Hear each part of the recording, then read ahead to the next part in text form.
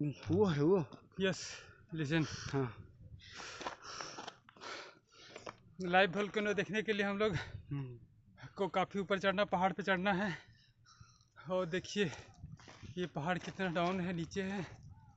ये देखिए हम लोग को गाड़ी शायद नज़र आ रहा है कि नहीं आ रहा है, बहुत नीचे गाड़ी में रखे हैं और हम लोग ऊपर चढ़े। थक गए, थोड़ा सा रेस्ट कर रहे हैं, खड़ा होके ही, बैठने की जगह भी नहीं है। अभी तो बहुत ऊपर चढ़ना है। देखिए हमारे साथी लोग ऊपर चढ़े गए, हमें भी चलना होगा।